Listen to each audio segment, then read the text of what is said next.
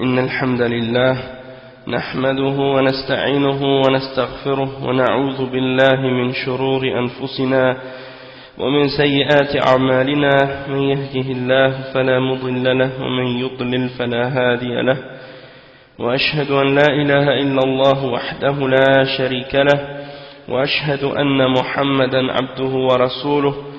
يا أيها الذين آمنوا اتقوا الله حق تقاته ولا تموتن إلا وأنتم مسلمون.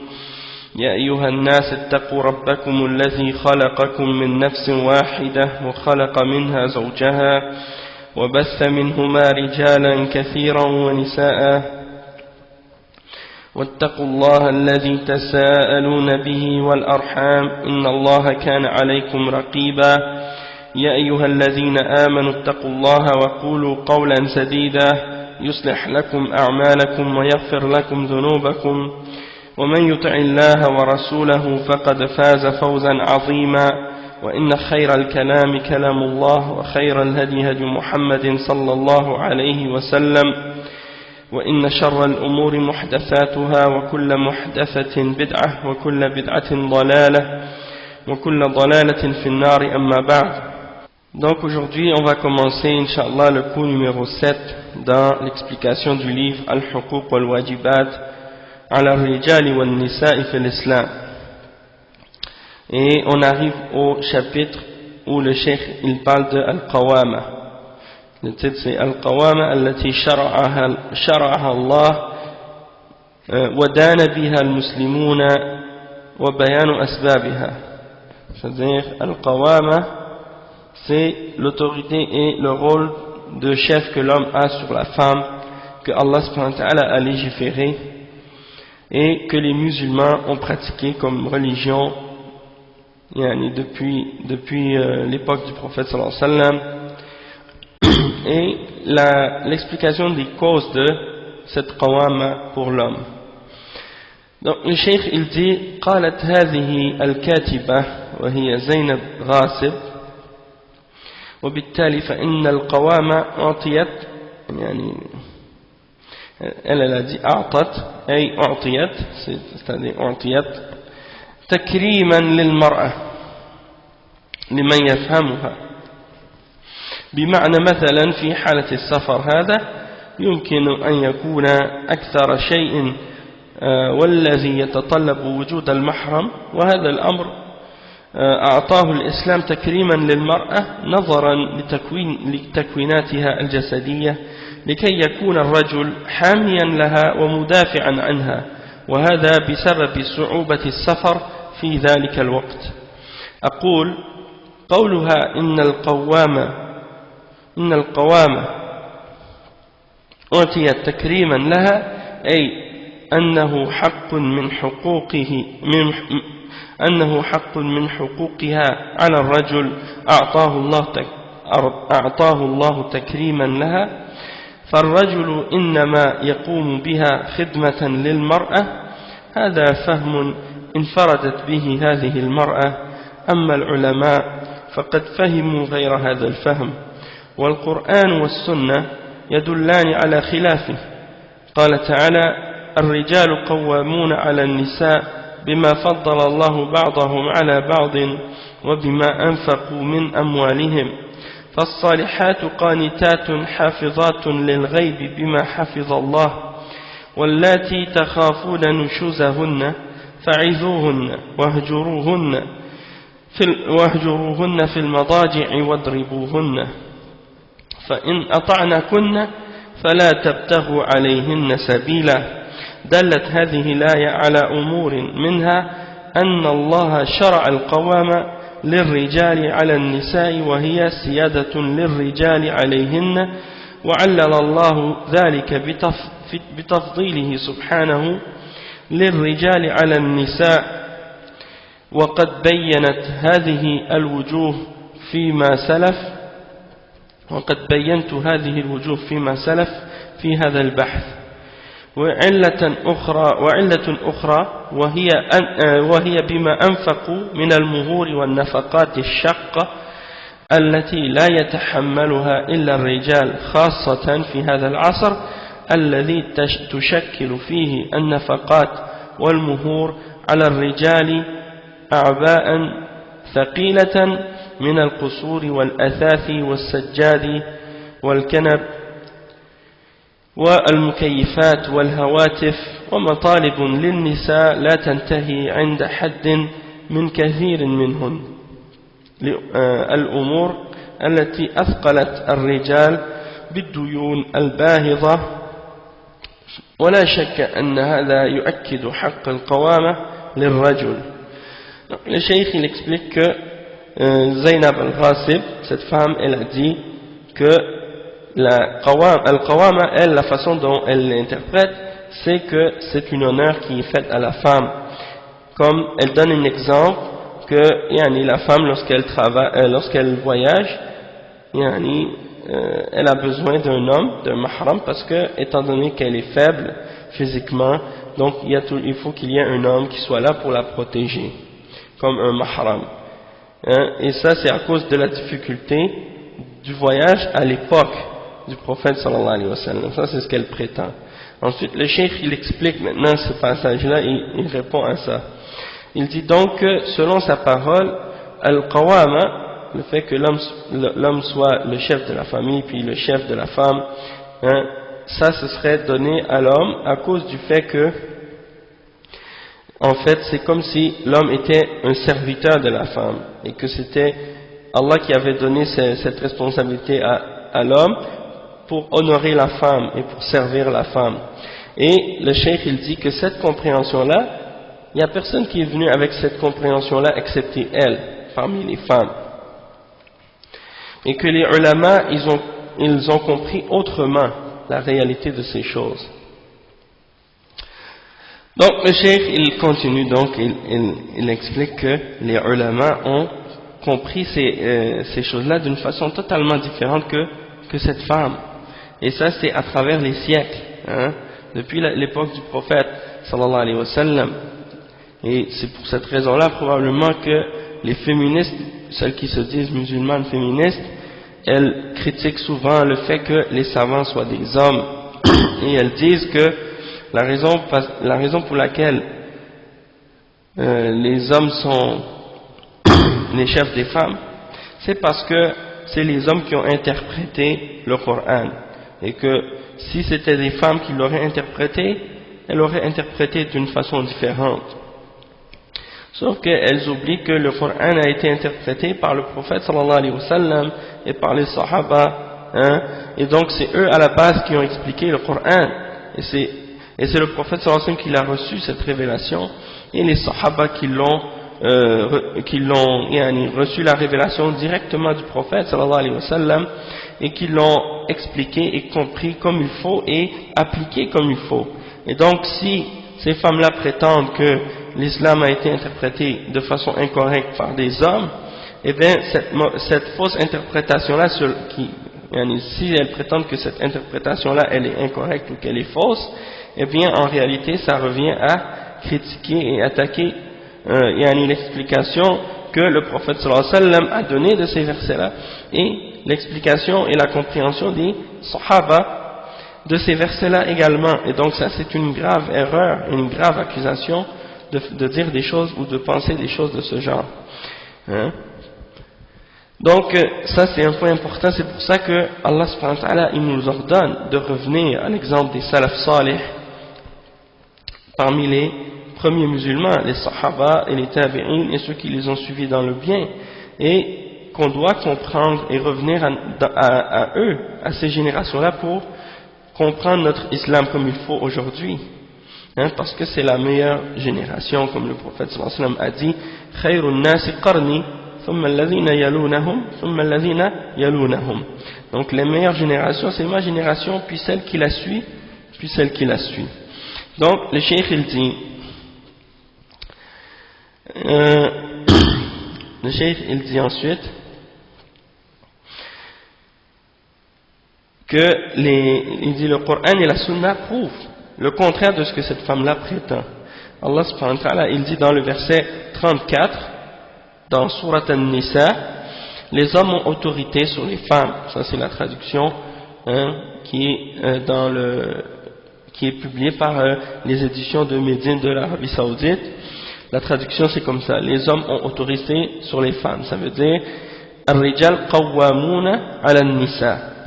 Okay. Les hommes ont autorité sur les femmes en raison des faveurs qu'Allah accorde à ceux-là sur celles-ci et à cause des dépenses qu'ils font de leurs biens. Les femmes vertueuses sont obéissantes à leur mari et protègent ce qui doit être protégé pendant l'absence de leur époux avec la protection d'Allah. Quant à celles dont vous craignez la désobéissance, exhortez-les, éloignez-vous d'elles dans leur lit et frappez-les. Si elles arrivent à vous obéir, alors ne cherchez plus de voie contre elles, car Allah est certes haut et grand. Donc ça c'est le verset 34. Le cheikh il dit, ce verset-là prouve dans plusieurs points que al-qawwama, l'autorité, Allah subhanahu wa ta'ala l'a mis sur les hommes, il l'a donné aux hommes sur les femmes. Et c'est-à-dire que l'homme c'est lui le chef sur la femme. Et Allah subhanahu wa ta'ala il a donné comme raison de ça le fait que Allah subhanahu wa ta'ala a privilégié l'homme par rapport à la femme, et ça a été clarifié dans les points qu'on a mentionnés dans la recherche, dans le début de tout ce qu'on a expliqué depuis le début du livre du cheikh. Et une autre raison de ça, c'est qu'est-ce que Allah subhanahu wa ta'ala a donné comme responsabilité à l'homme par la suite du fait qu'il dépense de ses biens sur la femme, soit pour payer le mahar ou pour payer les dépenses de la maison et tout ce qui est obligatoire pour lui de payer comme dépenses pour la femme. Et ça, ce sont des dépenses qui sont lourdes, que la femme en général ne peut pas respecter ou donner, en particulier à notre époque. Parce que, le cheikh il dit, parce qu'à notre époque, il y a de plus en plus de dépenses qui sont venues sur l'homme, dans les dépenses pour le mahar. Le mahar c'est le cadeau que l'homme donne quand il se marie, et aussi les dépenses qui ont rapport avec tout ce qui a rapport avec la maison, la location des salles lorsque on a besoin de faire la fête de mariage, surtout en particulier en Arabie Saoudite. Le cheikh il donne des exemples de qu'est-ce qui se fait là-bas, surtout les al-qusur, c'est les salles de réception qui sont louées pour faire le walima, pour faire la fête du mariage, les meubles et tous les accessoires ménagers et tout ce que les gens ont besoin à l'intérieur de la maison, les tapis, les appareils d'air climatisé pour mettre dans la maison, les téléphones et tous ces trucs-là que les gens ont besoin dans leur maison. Tout ça, ça coûte beaucoup d'argent et c'est des lourdes dépenses bien entendu, et tout ça, ça amène les hommes parfois à tomber dans toutes sortes d'endettements, à cause du fait qu'il est celui qui a la charge de ces choses-là. Et donc ça c'est la preuve de l'obligation que Al-Qawama soit pour l'homme, et que c'est une charge sur l'homme et que l'homme doit s'en occuper parce que c'est sa responsabilité. Et donc c'est pour ça les règles d'Allah subhanahu wa ta'ala, Allah les a révélées pour les hommes et pour les femmes pour qu'on les applique, parce qu'on y croit en ces lois-là et en ces règles-là, parce que ça vient d'Allah subhanahu wa ta'ala. Et donc on voit des cas comme ça où certaines femmes par exemple vont dire oui mais à l'époque actuelle c'est devenu tellement cher ou c'est devenu tellement lourd, il faut que ce soit l'homme et la femme qui partagent ces tâches-là ou ces dépenses-là. Et on a expliqué la dernière fois que si la femme dépense de ses biens dans ces choses-là, c'est pas une obligation pour elle, elle le fait, c'est seulement pour aider, si elle aide, mais c'est pas une obligation pour elle, tandis que pour l'homme c'est une obligation pour lui. Et non seulement ça aussi, c'est qu'il y a certaines objections qui ont été faites par certaines personnes qui font des qiyas qui sont incorrectes sur la question par exemple de l'héritage et des choses de ce genre, qui disent par exemple qu'à l'époque actuelle, étant donné que la femme travaille et qu'elle est considérée égale à l'homme, que l'héritage devrait être également égal, puisque elle dépense de ses biens de la même façon que l'homme. Et ils oublient en fait une chose importante, c'est que la distribution de l'héritage, c'est un verdict établi par Allah subhanahu wa ta'ala, et il ne peut pas être changé pour peu importe les circonstances. Et on doit en fait revenir à la règle et à la base pour établir ou pour comprendre que c'est pas les lois d'Allah subhanahu wa ta'ala qui doivent être changées dans ce genre de lois-là, c'est plutôt les habitudes mauvaises qui ont été adoptées par les musulmans dans certains pays, ou bien dans les pays musulmans, ou bien dans les pays non musulmans, du fait que la femme et l'homme ont un peu, disons, oublié leurs responsabilités mutuelles et ont dépassé les limites parfois.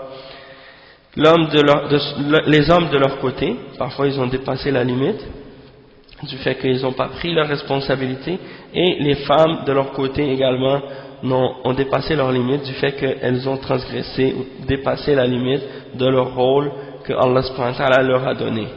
Et donc la vie est devenue uniquement une course à l'argent, pour avoir de plus en plus de biens, et que le succès pour beaucoup de personnes sur la terre, ils s'imaginent que c'est uniquement le succès économique, et le fait d'avoir des biens, et que le reste c'est pas important. Donc ils négligent les obligations religieuses pour pouvoir ou ils négligent leurs obligations religieuses, et ils négligent les limites d'Allah subhanahu wa ta'ala juste pour arriver à acquérir le plus de biens et être capable de vivre selon les critères qui ont été établis par certaines personnes pour soi-disant être dans une catégorie de personnes qui vivent dans le luxe ou des choses de ce genre.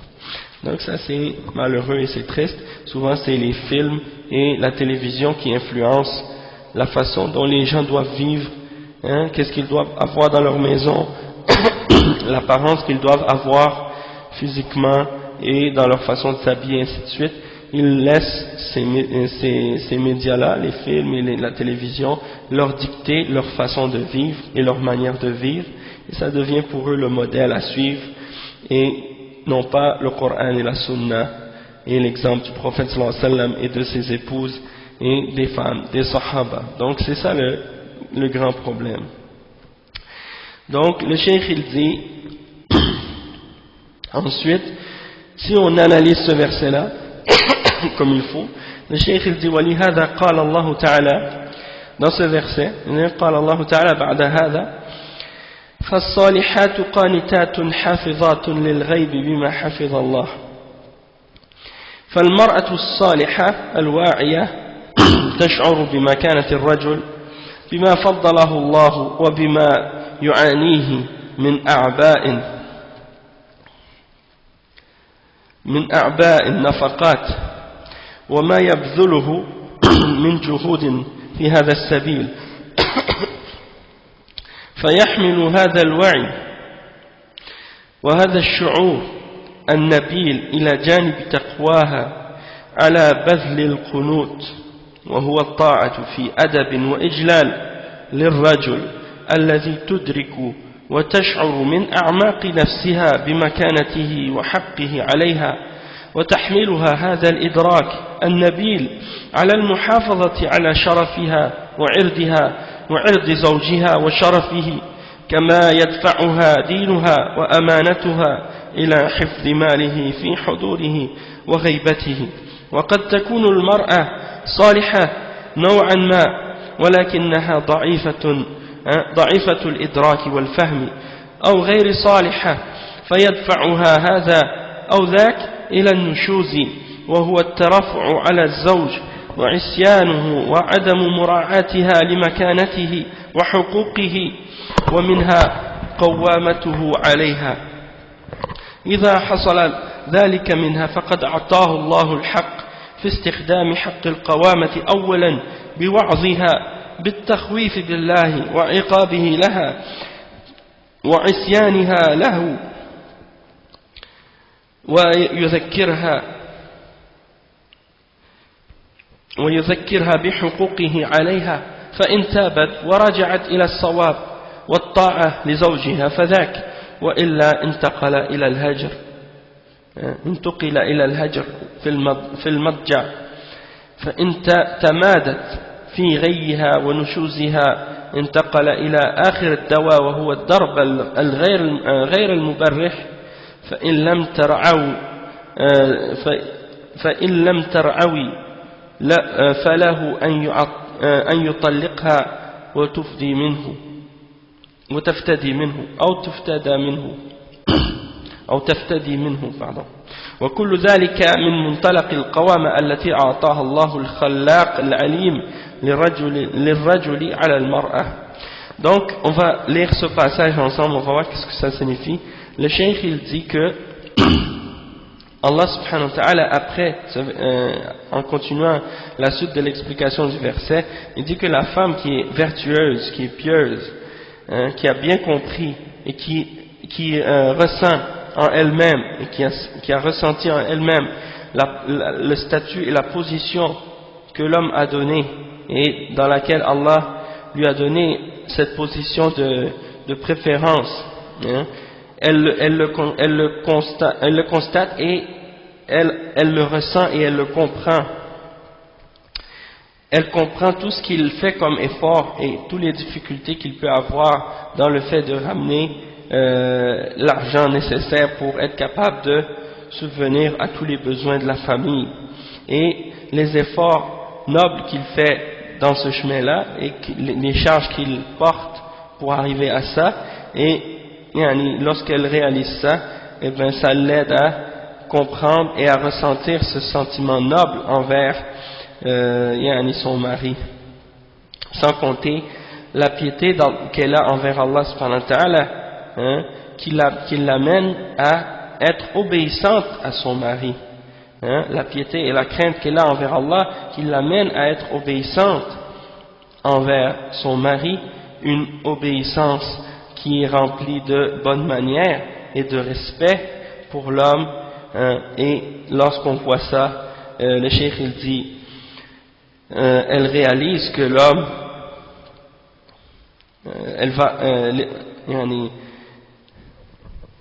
lorsqu'elle a l'obéissance pour son mari,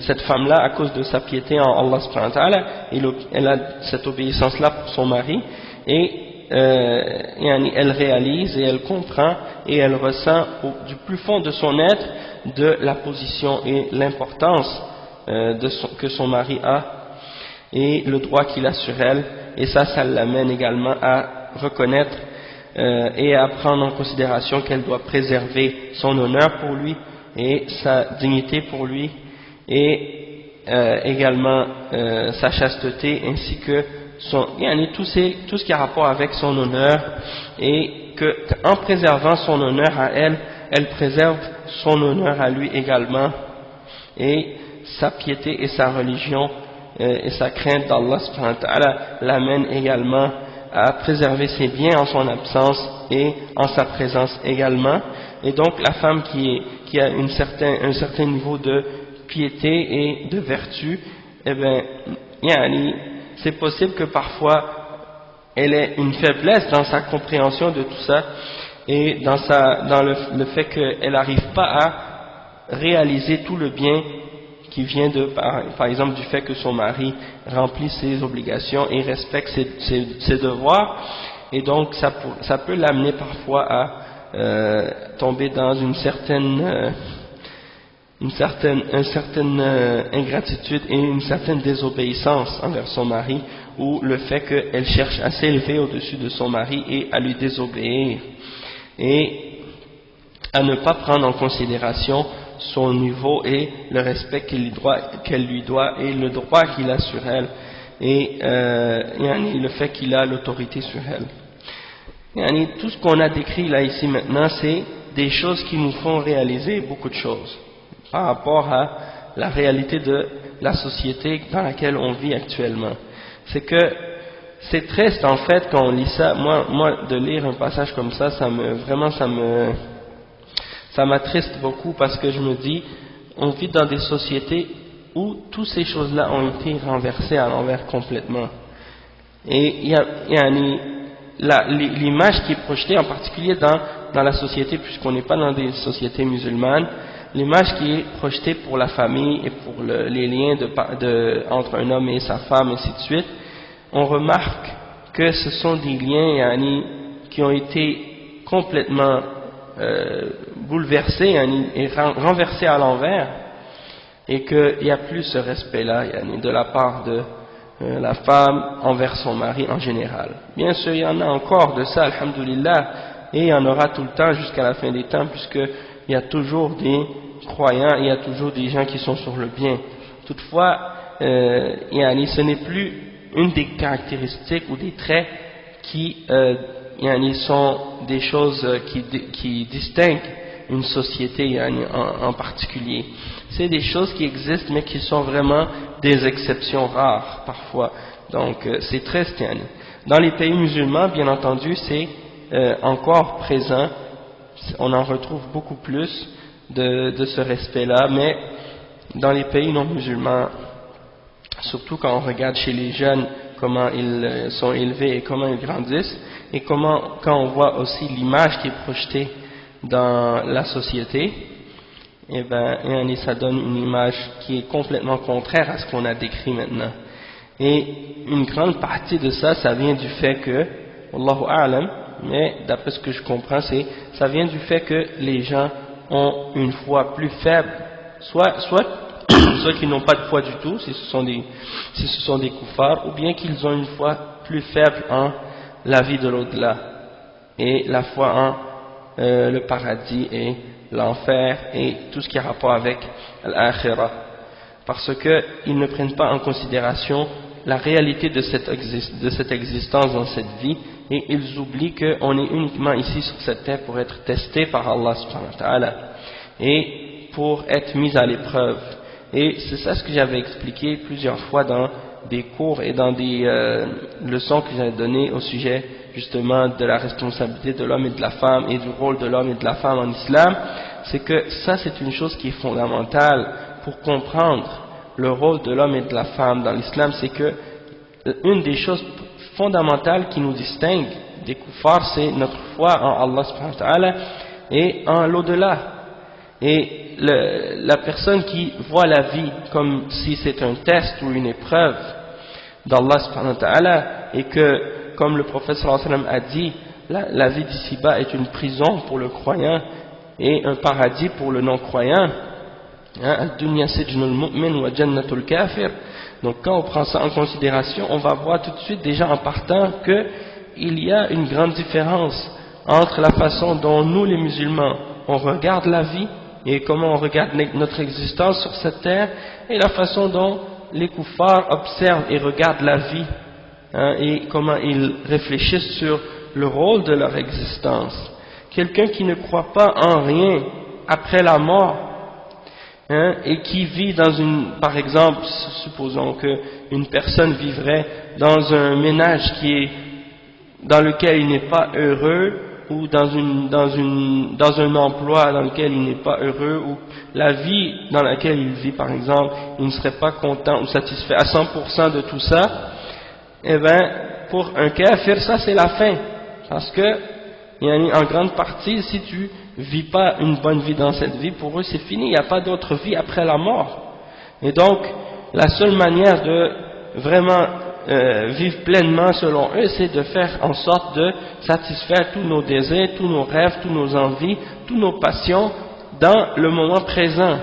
Tandis que pour le croyant, on ne voit pas les choses de cette manière-là, puisque, étant donné qu'on a cette foi en al-akhirah, cette foi en l'au-delà qui nous pousse à nous limiter et à nous abstenir de beaucoup de choses qui sont parmi les parures de cette vie et parmi les plaisirs de cette vie d'ici-bas, et ça nous aide à justement rester plus conscients que tout ça c'est temporaire, et que la vraie vie c'est la vie qui nous attend après cette vie d'ici-bas, et d'être endurant et de faire preuve de patience face à toutes les les choses qui nous déplaisent parfois, ou les choses qui sont contraires à ce qu'on désire au fond de nous-mêmes, hein. C'est pour ça que Allah subhanahu wa ta'ala, il a parlé par exemple dans le Coran de sabr beaucoup. Il a parlé de le fait d'avoir de l'endurance et de la patience, et il a mentionné également dans plusieurs versets la récompense qui attend les croyants qui ont fait preuve d'endurance et de patience dans cette vie d'ici-bas, hein. Et donc cette notion de sabr, si quelqu'un ne la prend pas en considération par rapport à la foi, il ne sera jamais capable de passer à travers quoi que ce soit dans les actes d'adoration et dans les épreuves auxquelles il va faire face dans cette vie d'ici-bas. Donc, as-sabr, c'est la moitié de la foi, et c'est une des plus grands aspects de l'adoration du cœur, hein. Et donc ça c'est un exemple aussi qui nous ramène toujours à comprendre, quand certaines personnes disent, quand il y a des problèmes entre un homme et sa femme, et que les ulama, ils disent, si tu veux être patient, alors c'est mieux pour toi.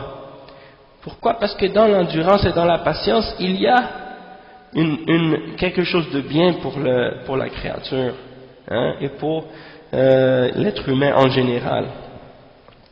Mais beaucoup de gens, ils passent par-dessus ça et ils voient uniquement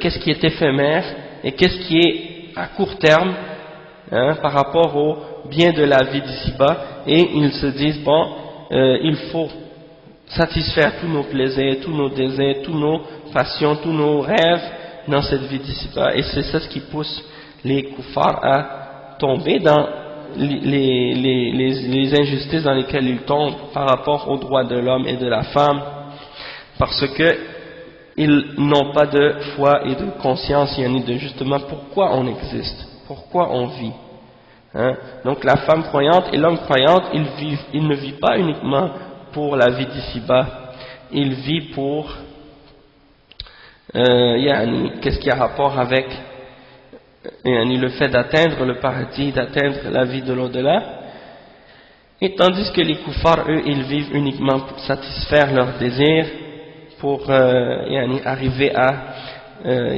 avoir le plus de bien dans cette vie, et sinon pour eux il n'y a pas de raison de continuer à vivre.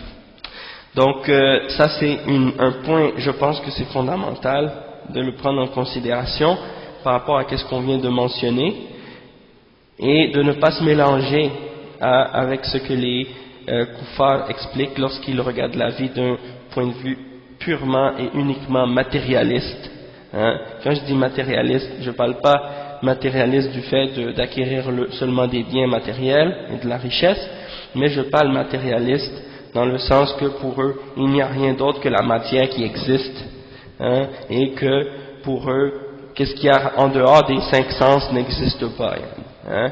Donc c'est ça ce que je veux dire par matérialiste. Donc ça c'est un point très important à comprendre.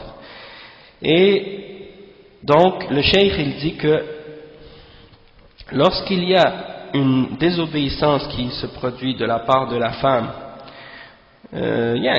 du fait que soit qu'elle a une difficulté à comprendre ou à réaliser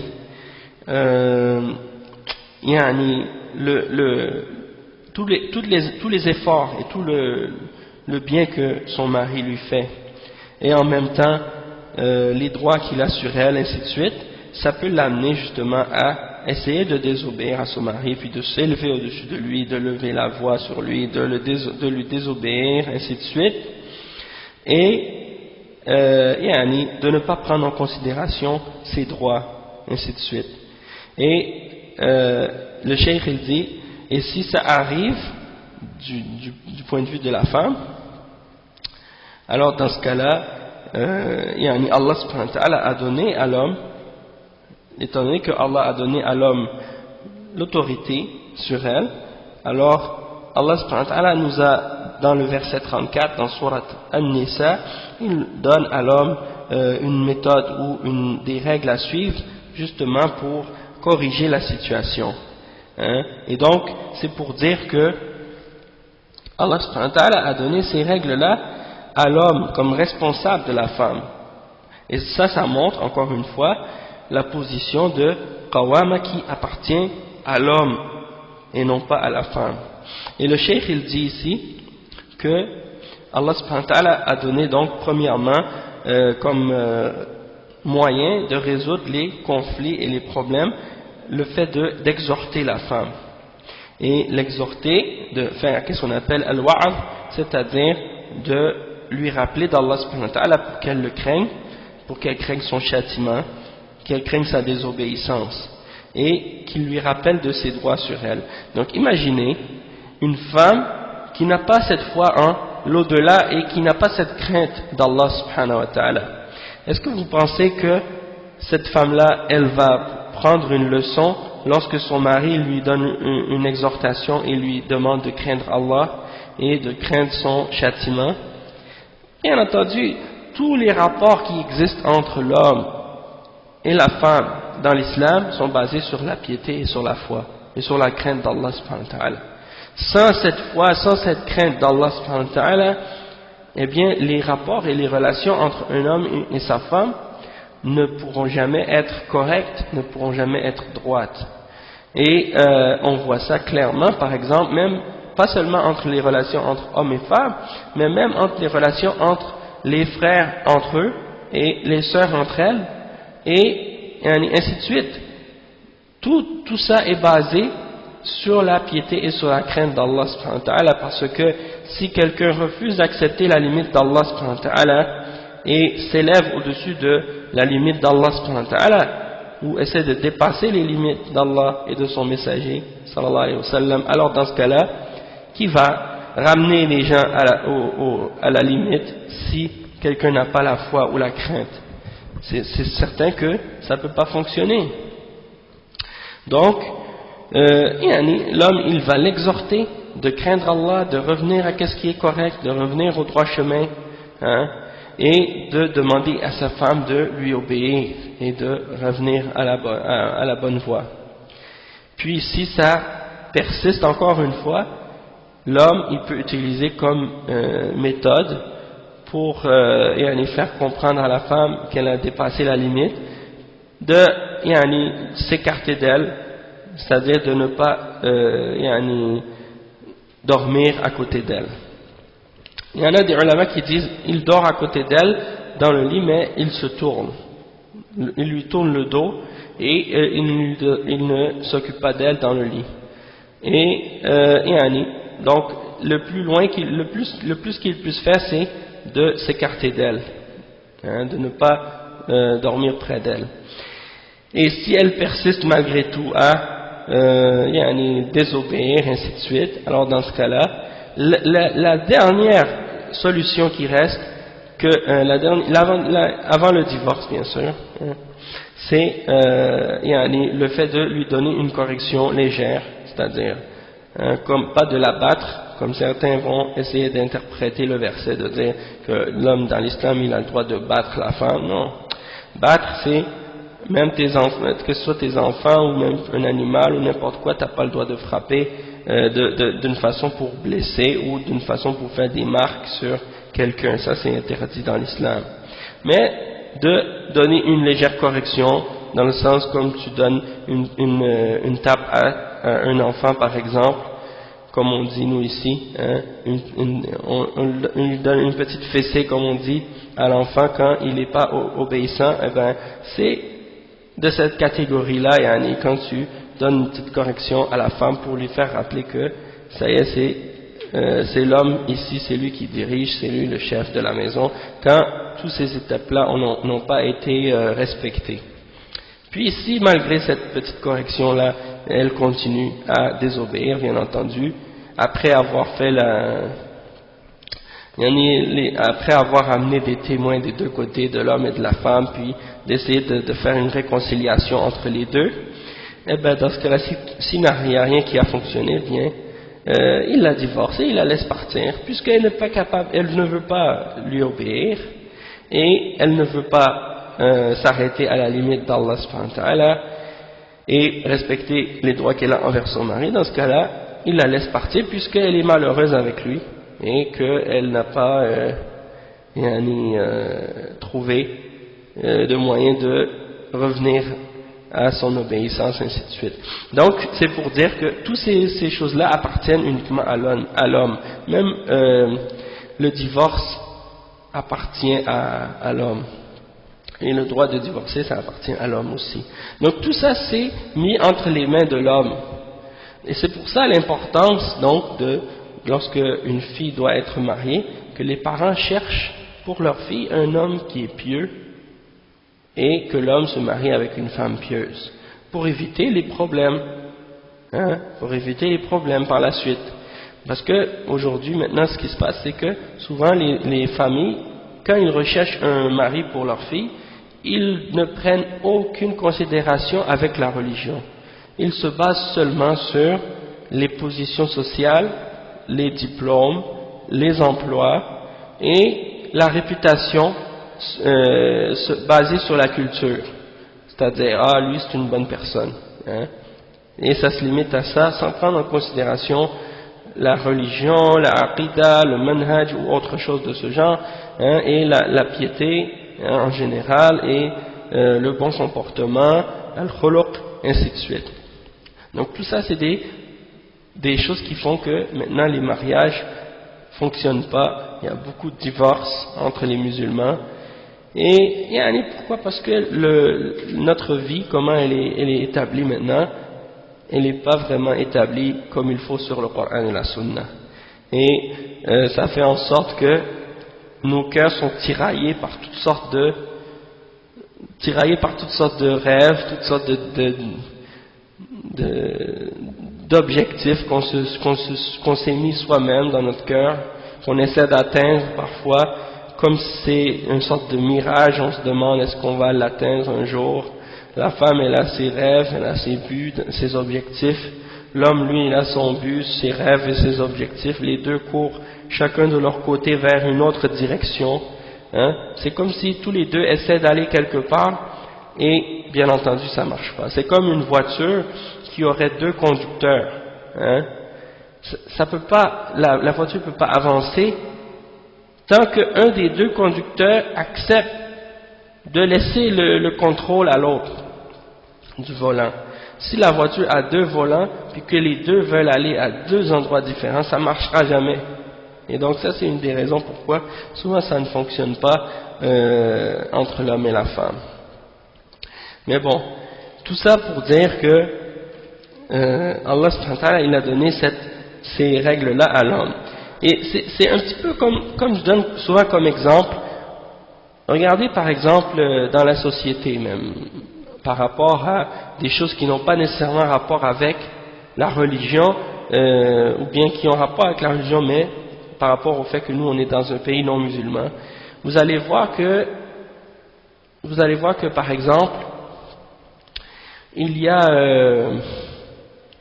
un policier par exemple. Le policier, il a une autorité, étant donné qu'il représente la loi et l'autorité dans la société. Lui, s'il il a des droits ou il a des droits et des devoirs qui sont pas les mêmes que les autres citoyens, même si on dit que tout le monde est égaux. Il a des privilèges du fait qu'il représente l'autorité et la loi. Et si l'homme, un policier par exemple frappe un citoyen, bien sûr il peut porter plainte, ainsi de suite et tout, mais il ne peut pas disons corriger lui-même le policier. La même chose, bon, pour vous donner un exemple moins extrême, parce que ça c'est peut-être un exemple qui est très, très loin de nous, parce que bien entendu on en retrouve beaucoup d'exemples d'injustice ou de choses de ce genre par rapport à certains policiers même, des fois qui exagèrent, qui font des abus de pouvoir, mais vous avez des exemples aussi, comme par exemple, si ton père te fait une injustice, si ton père par exemple te frappe, ou bien ton père par exemple agit d'une façon incorrecte envers toi, tu peux pas le frapper, tu peux pas le corriger, tu peux pas l'insulter ou des choses de ce genre, ça c'est haram. Mais si lui il le fait contre toi, s'il te frappe par exemple, ou s'il t'insulte, ou s'il te fait une injustice, toi tu peux pas le corriger. Lui, si tu l'insultes toi, et si tu lui fais une injustice, ou si tu agis mal envers lui, lui il peut te corriger puisque c'est ton père. Hein? Donc ça c'est un exemple qui montre qu'il n'y a pas une égalité entre tout le monde dans l'islam, même si on est tous égaux dans le sens qu'au jugement dernier, Allah va trancher entre nous tous, hein, avec justice, hein, avec une justice égale. La question c'est pas ça, la question c'est dans cette vie, est-ce qu'on a tous les mêmes droits et responsabilités les uns envers les autres? Non. Puisque, par exemple, le père, il n'a pas les mêmes droits et responsabilités que le fils, et que la fille, et que les enfants. Et la même chose, la femme envers son mari. Donc, le père, il a un degré de supériorité sur ses enfants, et le mari, il a un degré de supériorité sur sa femme. Et donc, ça, c'est des exemples pour nous faire comprendre. Ton père, par exemple, si tu lui dis, si ton père te dit, par exemple, fais ça pour moi, puis tu le fais pas, puis il te donne une fessée. Hein? Ça c'est quelque chose qu'il peut faire. Mais si toi tu lui demandes à ton père de faire quelque chose pour toi, puis qu'il le fait pas, est-ce que toi tu peux lui faire ça? Bien sûr que non. Alors la même chose entre un homme et son mari, entre un homme et sa femme, pardon. C'est la même chose. C'est que l'homme, lui, il a un degré de supériorité. Si l'homme fait une injustice envers sa femme ne peut pas elle-même corriger son mari. Elle doit passer par un intermédiaire pour arriver à faire respecter ses droits, parce que l'homme, il a un degré sur elle. Elle doit passer, par exemple, par la cour et faire une plainte aux autorités pour que son droit soit respecté. Tandis que l'homme lui-même, si sa femme est désobéissante ou des choses de ce genre, il doit lui-même arriver à suivre les étapes nécessaires pour arriver à corriger la situation. Hein? Tandis que la femme, elle ne peut pas faire les mêmes démarches. Elle ne peut pas prendre ce verset-là puis dire bon, moi je vais l'appliquer comme si j'étais un homme, et puis elle donne exhortation à son mari, puis elle dit bon, je vais me séparer de lui dans le lit, puis ensuite elle dit bon, je vais lui donner une légère correction là, hein, une petite fessée pour lui faire revenir au droit chemin, ou ainsi de suite. Il ne peut pas faire ça. La femme ne peut pas faire ça, parce que ce verset-là, il ne s'applique pas à la femme, il s'applique à l'homme seulement. Pourquoi? Parce que Allah a donné cette qawama uniquement à l'homme et non pas à la femme. Et c'est comme ça que le cheikh, en fait, il réfute les paroles de cette femme, Zainab al-Ghasib, pour lui faire comprendre que al-qawama, c'est pas juste une question, comme elle le prétend, d'honorer l'homme, et que c'est un service que l'homme a à rendre à la femme, hein, et que c'est juste une question de responsabilité de l'homme, que l'homme a sur la femme. Non, c'est une question que l'homme a un degré au-dessus de la femme, et que Allah lui a donné cette supériorité-là, et que c'est lui le chef sur la femme. Et il n'y a pas d'égalité entre l'homme et la femme dans ces choses-là. Et même le divorce, elle peut pas dire à son mari je te divorce, et puis même si elle le disait, ça s'applique pas, c'est pas comme ça.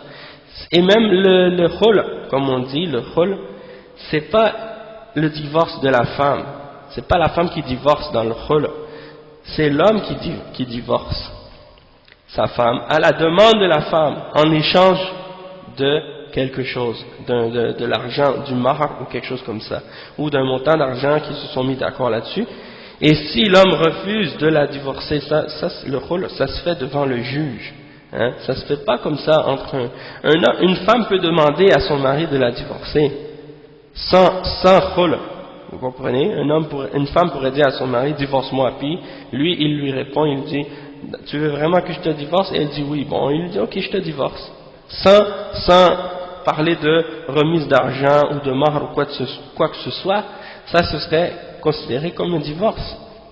Mais le khul', c'est quand l'homme refuse de divorcer sa femme, et qu'elle ne peut pas se divorcer elle-même, elle va devant le juge, et là le juge va demander à l'homme de divorcer sa femme, et s'il refuse, il va le forcer à le faire. Hein? Donc c'est ça la différence entre le khul et le divorce. Le khul, c'est pas un divorce, et c'est pas vrai que la femme peut divorcer comme elle veut, comme un homme, non. Donc c'est pour vous montrer que Allah subhanahu wa ta'ala, il a donné la responsabilité de l'homme de l'homme sur la femme, à l'homme sur la femme, et c'est pas égal des deux sens et des deux côtés, hein? Parce qu'il y a des modernistes qui interprètent le khul comme étant un divorce, et il y en a qui essaient d'interpréter aussi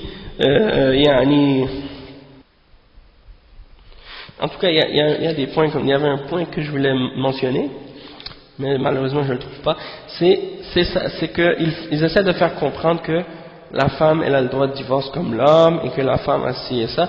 Il faut faire attention aux interprétations qui sont propagées par ces modernistes-là, qui s'adressent en langue française, qui parlent souvent pour les non-musulmans ou pour les convertis. Ils essaient souvent de leur transmettre les informations d'une manière à leur faire croire que l'islam c'est les droits de l'homme, et que dans l'islam il n'y a pas de différence entre les droits de l'homme et l'islam, et ça c'est incorrect.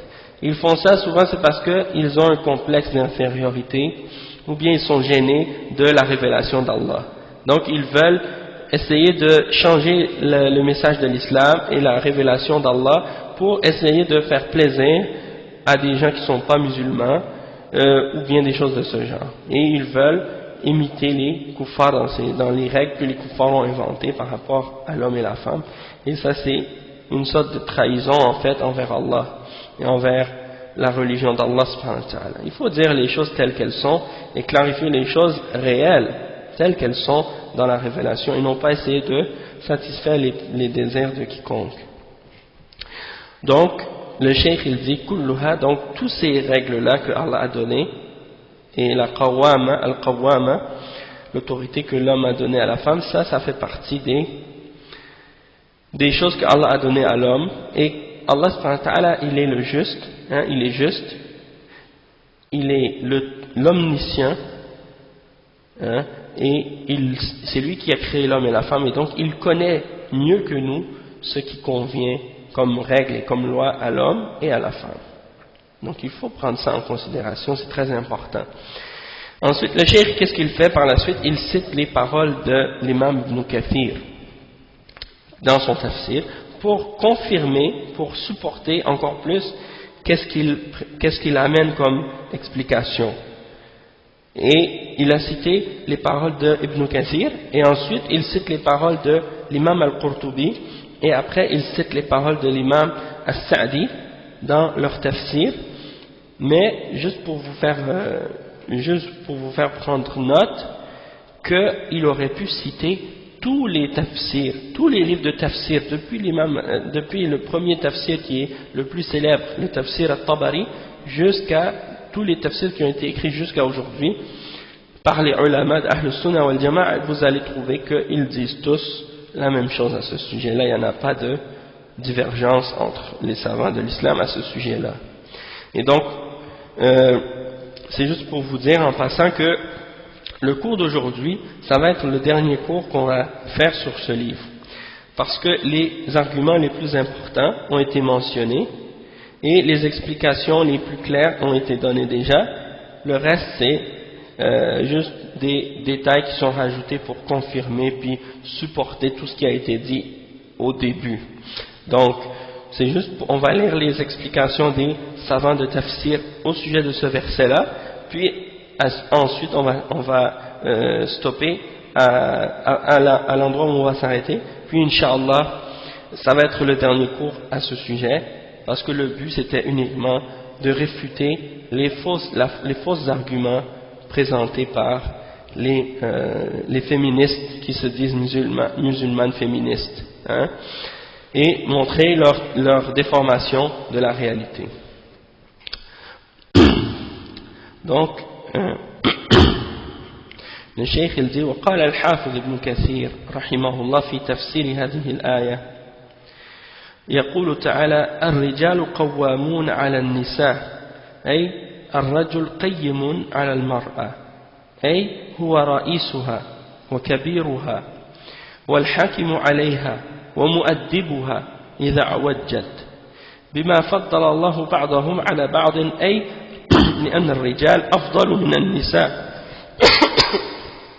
والرجل خير من المرأة ولهذا كانت النبوة مختصة بالرجال وكذلك الملك الأعظم لقوله صلى الله عليه وسلم لن يفلح قوم ولو أمرهم امرأة. Donc c'est les paroles de l'imam Ibn Kathir. Il dit ici rahimahullah dans son tafsir que Allah subhanahu wa ta'ala dit les hommes sont des qawamoun sur les femmes. Il dit les hommes, l'homme est un qayyim sur la femme. Le singulier de qawamoun c'est qayyim, d'accord, en arabe. Et la signification de ça, comme Cheikh l'imam Ibn Kathir il l'explique, il dit huwa ra'isuha, c'est-à-dire c'est son chef, wa kabiruha, c'est-à-dire c'est son yani kabir, c'est-à-dire le grand, hein? Donc c'est lui qui est son comme si c'est lui qui est plus grand par rapport à elle. Wal hakimu alayha, et il est comme un juge sur elle ou un dirigeant sur elle, hein? Comme un président, c'est son président, hein? Wa mu'addibuha idha wajjat, et c'est lui qui la corrige lorsqu'elle dévie ou qu'elle commence à être croche, hein? Qui la redresse. Donc ça c'est les paroles de l'imam Ibn Kathir. Et après il dit bima faddalallahu ba'dahum ala ba'd, à cause de qu'est-ce que Allah a donné comme préférence à l'homme sur la femme, hein? Ou à certains d'entre eux, c'est-à-dire aux hommes sur les femmes. Et il explique ça, il dit c'est-à-dire que l'homme est meilleur que la femme. Les hommes sont meilleurs que les femmes en général. Et l'homme est meilleur que la femme. Il dit Ar-rijal afdalu min an-nisa war-rajul khayrun min al-mar'a. Aujourd'hui, si tu dis ça dans une assemblée d'hommes et de femmes qui sont des kuffars, eh ben c'est sûr que ça va faire un gros scandale pour eux d'entendre des paroles comme ça, parce que en réalité, moi d'après ce que j'ai compris, c'est que on a été conditionné à croire en l'égalité de l'homme et de la femme.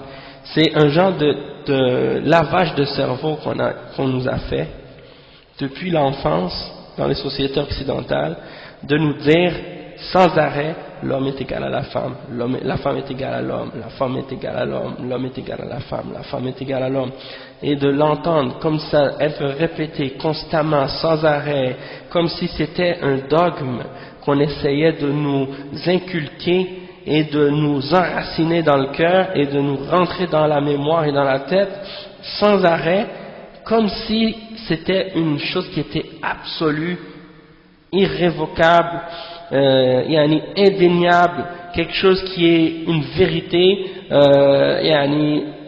absolue comme 1 plus 1 égale 2, aussi vrai que je ne sais pas quel exemple donner, mais c'est juste pour faire comprendre à quel point on nous a inculqué cette notion-là depuis l'enfance.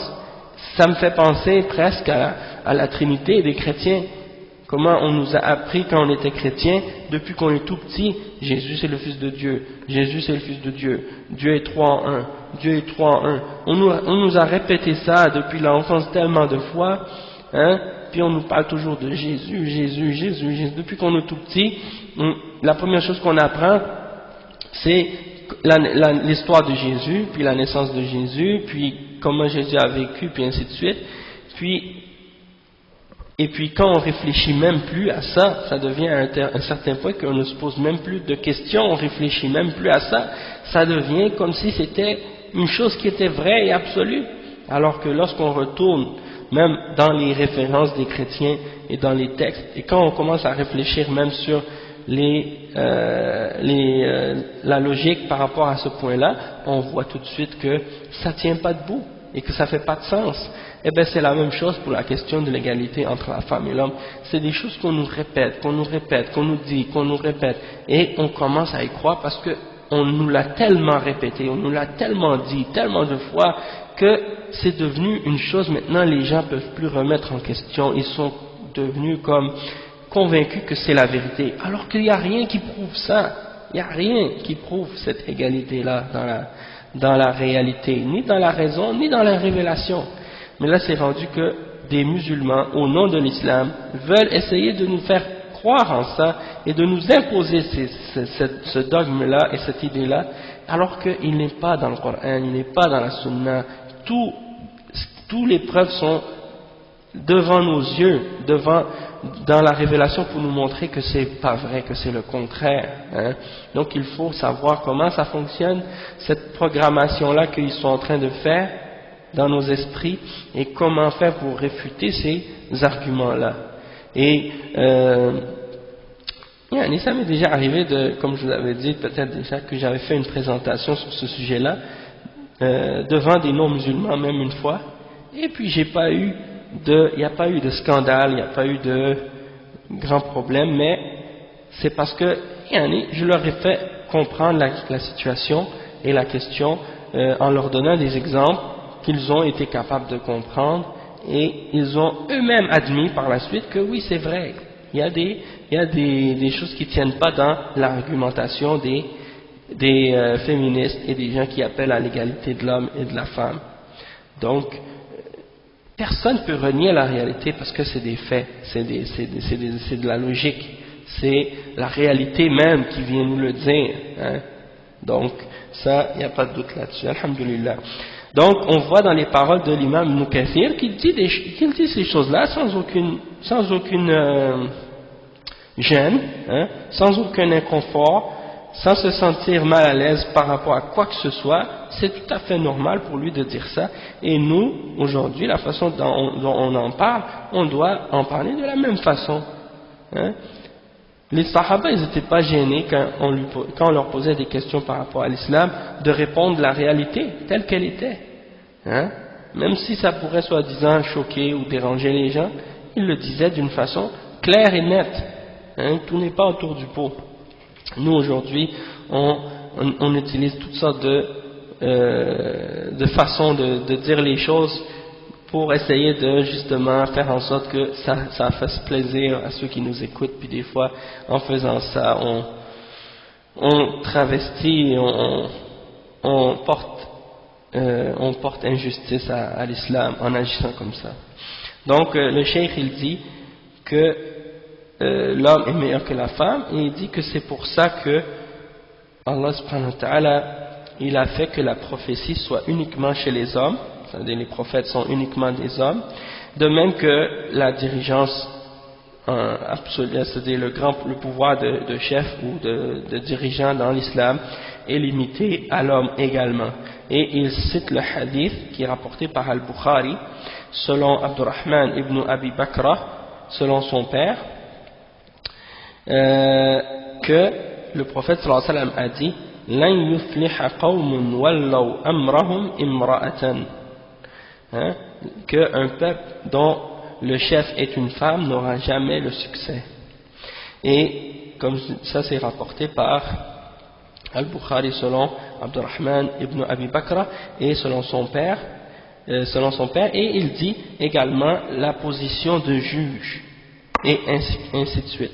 Donc ça veut dire que les positions d'autorité ne peuvent pas être prises par des femmes dans l'islam, comme le fait d'être chef d'État ou le fait d'être prophète ou les choses de ce genre. Et ça a été uniquement pour des hommes.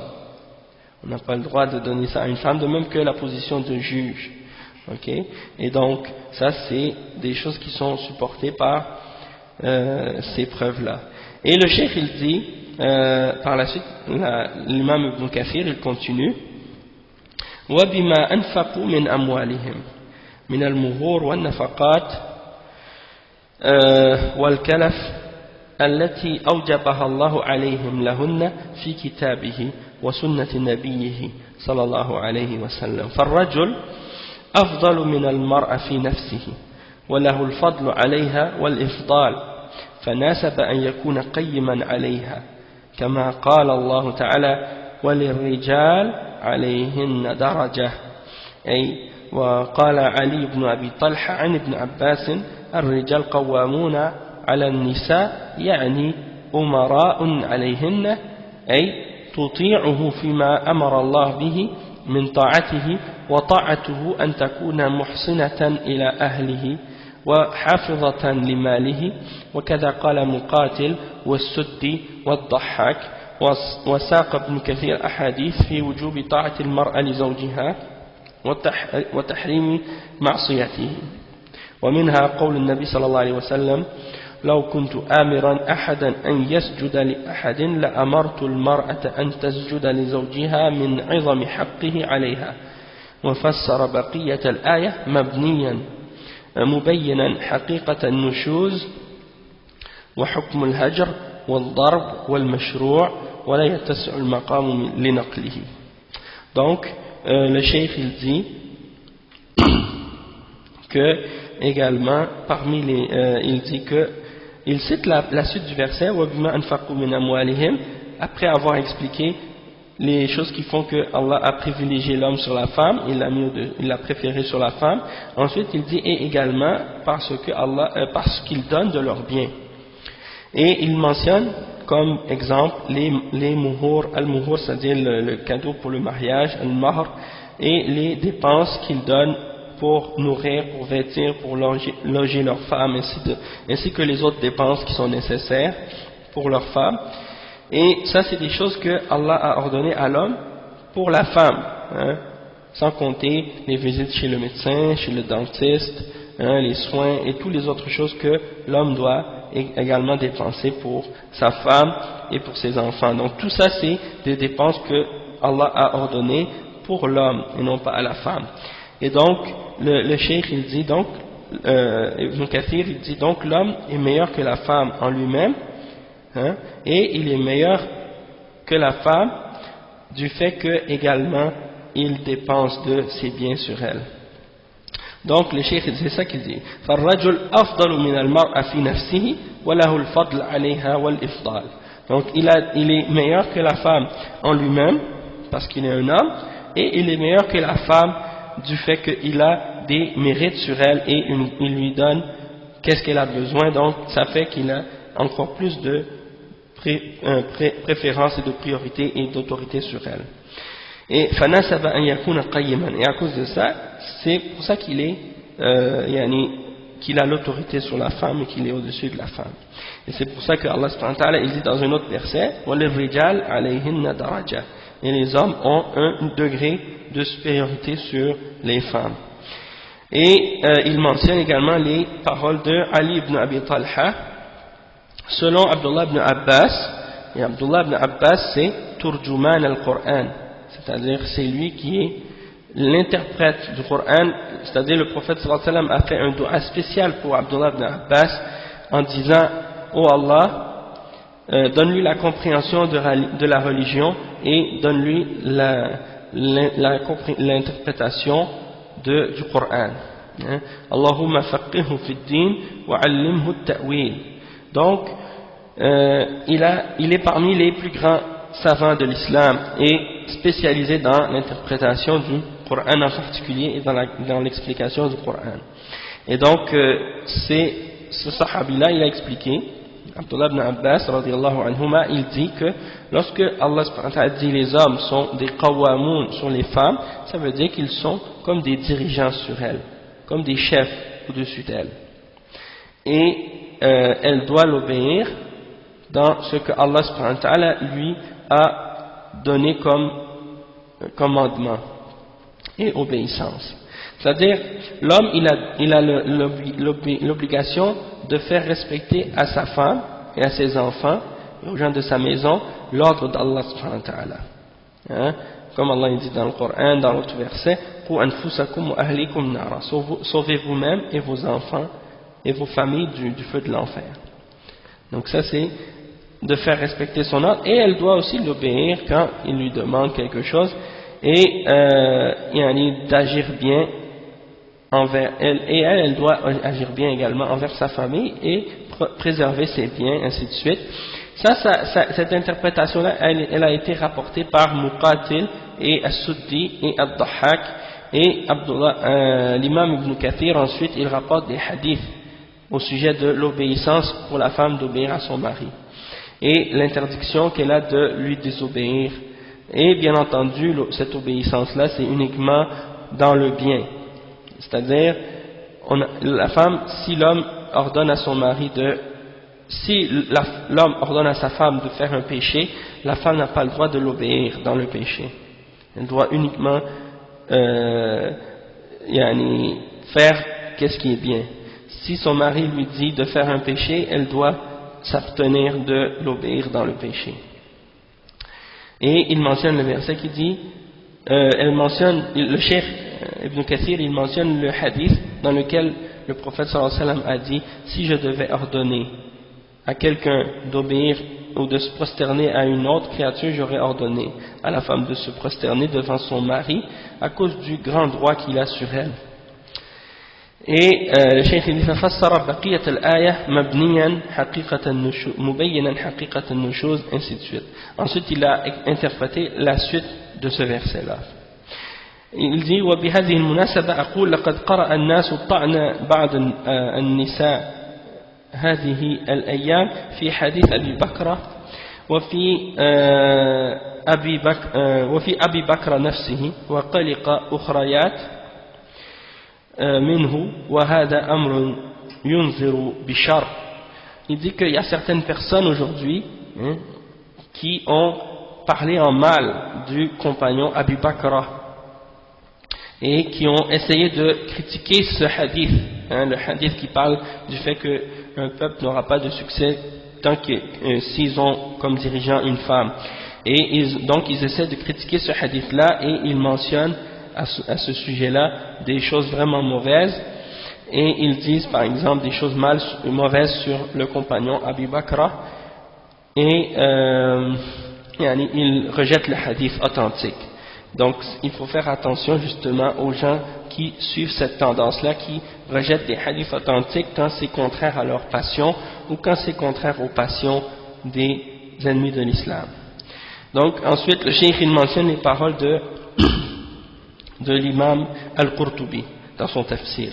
Il dit وقال القرطبي في تفسير هذه الآية المسألة الأولى الرجال قوامون على النساء ابتداء وخبر أي يقومون بالنفقة أو يقومون بالنفقة عليهن والذب عنهن وأيضا فإن فيهم الحكام والأمراء ومن يغزو وليس ذلك في النساء وساق روايات فيها أن المرأة لا تقتص من زوجها إذا ضربها.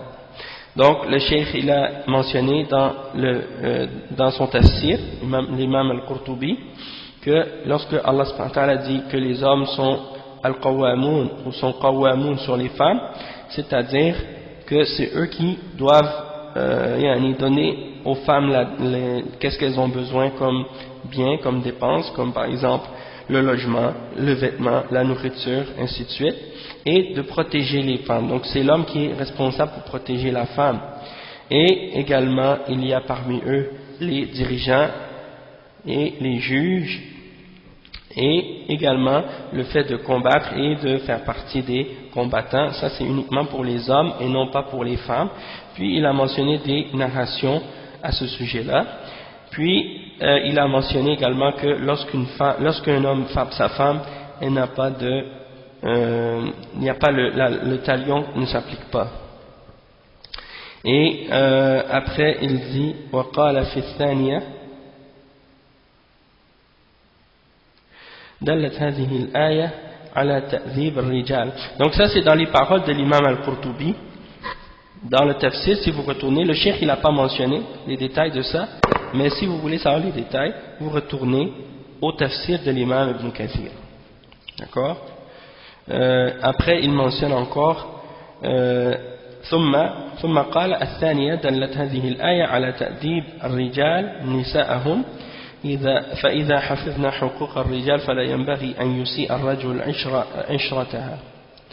Il dit que dans le verset, Allah subhanahu wa ta'ala, il montre également comment l'homme doit éduquer la femme et comment il doit la corriger, hein, et si elle respecte les droits de son mari, si la femme respecte les droits de son mari, il ne doit pas agir mal envers elle, hein, il doit la traiter avec bonté et avec respect. Et le cheikh il dit وَقَوَّامْ فَعَالٌ لِلْمُبَالَغَةِ مِنَ الْقِيَامِ على الشيء والاستبداد بالنظر فيه وحفظه بالاجتهاد وقيام الرجل على النساء وهو على هذا الحد فهو يقوم بتدبيرها وتأديبها وإمساكها في بيتها ومنعها من البروز وإن عليها طاعته وقبول أمره ما لم تكن معصية وتعليل ذلك بالفضيلة والنفقة والعقل والقوة في أمر الجهاد والميراث والأمر بالمعروف والنهي عن المنكر ثم وصل في تفسير الآية إلى تمام 11 مسألة. Donc il dit dans le deuxième point au sujet de ce verset, il dit que ce verset-là il parle du fait que, où il prouve que l'homme il doit éduquer sa femme comme j'ai dit tout à l'heure et elle doit préserver ses droits et ainsi de suite. Et le mot qawwam c'est sous la forme fa'al en arabe qui veut dire lil-mubalagha min al-qiyam, c'est-à-dire que le fait al-qiyam ça veut dire de se tenir, hein, de se tenir sur quelque chose ou de rester droit. Et donc fa'al, la forme fa'al de ce verbe-là, de ce mot-là, ça veut dire quelqu'un qui fait beaucoup d'efforts ou un effort extrême pour arriver à se tenir droit et à prendre en charge ces responsabilités-là. Donc ça exprime le niveau d'effort dans la préservation de la femme et dans le fait de prendre cette charge-là, de s'occuper de la femme. Donc l'homme, il doit se tenir justement ferme et droit dans ses responsabilités envers la femme, à ce niveau-là, de s'occuper d'elle, de l'éduquer, de la corriger, de la tenir dans la maison et de l'empêcher de s'exposer et d'exposer ses atours lorsqu'elle sort, ainsi de suite. Et elle doit l'obéir et accepter son commandement tant que ce n'est pas une désobéissance. Et la raison de ça, c'est les exemples mentionnés, comme le fait qu'il a le mérite sur elle et il a l'excellence, il a la supériorité au-dessus d'elle, et du fait qu'il dépense de ses biens, et du fait par rapport à la raison et la force qu'il a. Et donc ça c'est relié par exemple au djihad et à l'héritage et à l'ordonnance du bien et à l'interdiction du mal, et il a continué par la suite avec le reste du verset. Donc c'est vrai que tous ces versets-là, et pour ce verset-là seulement, il a mentionné, l'imam Al-Qurtubi, il a mentionné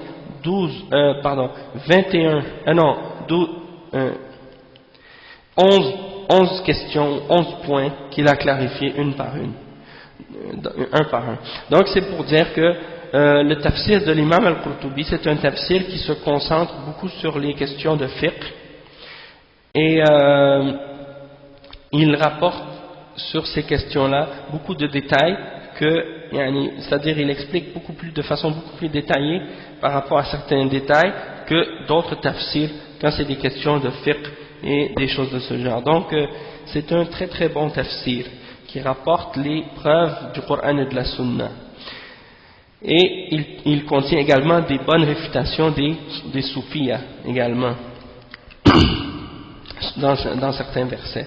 Donc en tout cas c'est juste pour vous dire, malgré que bon, il y a certaines fois il y a des ta'wilat au sujet des attributs, mais à part de ça, à propos des attributs d'Allah, mais sinon le reste à part de ça c'est un tafsir des plus bénéfiques. Qu'est-ce que je voulais dire donc pour terminer, Inch'Allah, comme j'ai dit ça va être le dernier cours à ce sujet-là. On ne va pas compléter le livre au complet parce que le reste on a déjà vu, c'est des répétitions puis des détails pour clarifier certains détails. Donc tout ce qu'on avait à clarifier et à expliquer, la plus grande partie on l'a expliqué déjà. Donc je pense qu'à partir de ce qu'on a lu maintenant, vous allez avoir une base de compréhension de ce sujet-là et vous allez être capable par la suite, Inch'Allah, de répondre aux gens qui amènent des faussetés au sujet de l'islam, à ce sujet-là, qui appellent à l'égalité de l'homme et de la femme dans l'islam. Vous allez être capable de leur montrer que ça c'est absolument faux, que c'est contraire à l'islam, que l'égalité absolue entre l'homme et la femme, même dans la raison, il n'y a rien qui le supporte, il n'y a rien qui le défend, et que pour terminer, peut-être dire que le but, bien entendu, c'est pas de faire des compétitions entre l'homme et la femme pour savoir lequel des deux est meilleur et des choses de ce genre, comme les débats enfantins que font parfois les kuffars. Non, le but c'est pas ça. Le but c'est plutôt de clarifier l'ordre d'Allah subhanahu wa ta'ala et la révélation d'Allah subhanahu wa ta'ala, de ne pas essayer de faire dire au texte ce que les textes ne disent pas, hein, de ne pas essayer d'interpréter les paroles d'Allah et de son prophète sallallahu alayhi wa sallam d'une façon différente, juste pour essayer de faire en sorte que ce soit plaisant et acceptable pour les non-musulmans. Non, il faut dire les choses telles qu'elles sont. Et dites-vous une chose, c'est que les kuffars actuellement sont déviés, sont des gens qui ont été aveuglés de la vérité. Et donc si on commence à se limiter et à se restreindre à ce qu'ils veulent eux pour parler de notre religion, ça veut dire qu'on doit les suivre dans leur aveuglement et dans leur égarement. Et ça, à la longue, ça va faire en sorte qu'il n'y aura plus d'islam. Il va y avoir ce qu'on va suivre de notre religion, c'est uniquement ce qui est en accord avec leur passion. Et Allah nous a interdit ça dans le Coran. Allah subhanahu wa ta'ala, il dit dans un verset dans le Coran, وَلَنْ تَرْضَ عَنْكَ الْيَهُودُ وَلَا النَّصَارَى حَتَّى تَتَّبِعَ مِلَّتَهُمْ. Les juifs et les chrétiens ne seront jamais satisfaits de vous, ou ne seront jamais satisfaits de toi, ô Muhammad sallallahu alayhi wa sallam, parce que dans le verset Allah s'adresse au prophète sallallahu alayhi wa sallam, mais ça s'applique également à tous les musulmans, hein, que les juifs et les chrétiens ne seront jamais satisfaits de toi jusqu'à ce que tu suives leur religion. Donc il faut se dire qu'on ne doit pas suivre leur passion et leur religion quand ils nous ordonnent ou quand ils veulent nous interdire des choses, parce qu'ils veulent nous dicter comment comprendre notre religion et qu'est-ce qu'on doit accepter de notre religion et qu'est-ce qu'on doit rejeter de notre religion, comme si c'était eux les juges sur la parole d'Allah et comme s'ils avaient le droit de juger Allah et son messager et de demander des comptes à Allah et à son messager. Donc ça c'est déjà une insulte en soi, c'est déjà une attitude dérespectante, hein, et insultante envers Allah et son messager. Donc il n'y a personne qui a le droit de juger Allah et son messager. Et lorsque Allah et son messager ont décidé d'une chose, eh bien le croyant il n'a d'autre choix que de l'accepter et d'y croire et de s'y soumettre, hein. Donc je pense que on a dit ce qui était le plus important. Wallahu a'lam, si j'ai oublié quelque chose, c'est le shaitan qui m'a fait oublier. Mais bon, je pense que on va s'arrêter ici, Inch'Allah. Subhanakallahumma wa bihamdik, ashhadu an la ilaha illa anta, astaghfiruka wa atubu ilayk.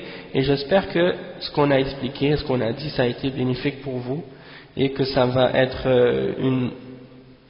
disons, quelque chose qui va vous aider dans votre compréhension de l'islam, dans votre foi, dans votre pratique de la religion, et continuer l'étude et l'apprentissage de l'arabe et du Coran et de la Sunna, et faites des efforts, hein, pour essayer de vous avancer dans votre compréhension de la religion, puis de transmettre autour de vous les clarifications puis les preuves et les explications qui ont rapport avec l'islam, pour que les gens puissent comprendre le mieux possible leur religion, parce qu'on est dans une époque où l'ignorance est partout et où même on essaie même d'interdire la vérité, hein.